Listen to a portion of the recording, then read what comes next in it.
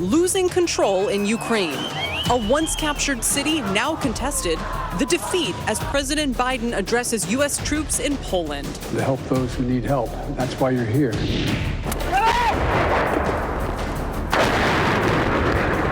The shelling is very close. Sky News' Alex Crawford on the ground in Ukraine, witnessing Russia's attacks on civilians firsthand. Her must-see report moments away. Seeking to overturn the election, the text from the wife of Supreme Court Justice Clarence Thomas, and what Democrats are now calling for. It appears to be a terrible tragedy. A teen falls to his death during a free-fall ride at an amusement park. What we're learning about the investigation. The FBI stops an ISIS-inspired bombing plot. Reckless homicide or honest mistake? A nurse learns her fate. And Nike strikes a new deal to continue Kobe Bryant's legacy. What can history tell us? Comparing the 2014 Russian invasion of Crimea with the current invasion of Ukraine. In their own words, a graffiti artist describes living and painting in Russian-occupied Ukraine. But first, a terrible tragedy. That's how the Orange County Check the seatbelt on the left side. Seatbelt. No. Seatbelt. Operates the ride. Says Sampson was strapped into a safety harness when the ride took off. But that's not what witnesses told 911 after the incident. Is he awake? I'm not sure. If they're saying he's breathing, but he's not responsive. Was he up off the ground? No, they didn't secure the seatbelt on him. NBC News can't confirm. Had enough of the woke bull, and you're tired of paying companies like Harry's and Gillette to hate you?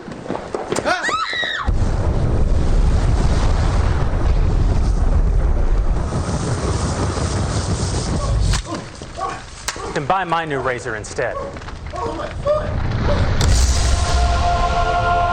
Yes, they're real.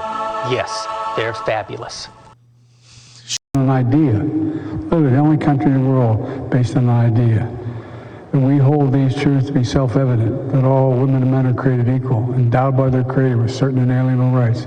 Sounds corny, but it's the truth of who we are. We've never lived up to it. And you know, a woman who just died, the Secretary of State, used to have an expression. She said, "We are the essential nation." The reason why, when the Secretary of State asked me if I'd send another 12,000 troops along to the United States, I said, yeah, from the United States. Average citizen, look at how they're stepping up. Look at how they're stepping up. And you're going to see when you're there, and some of you have been there, you're going to see women, young people standing in the middle of front of a damn tank, just saying, "I'm not leaving. I'm holding my ground." Deterrence didn't work. What makes you think Vladimir Putin will alter course based on the action you've taken today? Let's get something straight. You remember, if you covered me from the very beginning, I did not say that, in fact, the sanctions would deter him. Sanctions never deter. You keep talking about that. Sanctions never deter. That are discussions, I should say, that have taken place that I have not been part of, including the Ukrainians, and it's their judgment to make.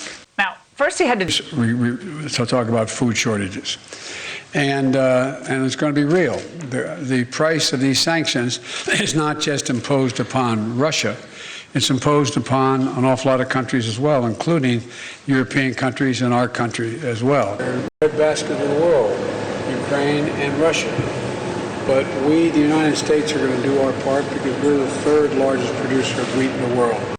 You see a 30-year-old woman standing there in front of a tank with a rifle. I mean, talk about what happened in Tiananmen Square. That's Tiananmen Square squared.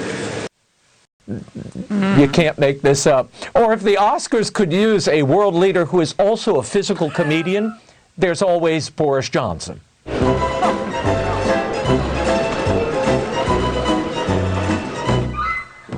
Jump. You guys are used to jumping. Don't jump. What's at stake is what are your kids and grandkids going to look like in terms of their freedom? What's happening? Not many generations ago, the greatest generation was my father's generation, your grandparents' generation, World War II generation. But no other generation has had to be in a battle. Laura, generals in the background, okay? They're thinking, can we go back to war? It's got to be less painful than this. And when it was over, the troops didn't even stand for the president, which tells you something. That's rude. Yeah, no, they literally sat down and politely applauded. And the generation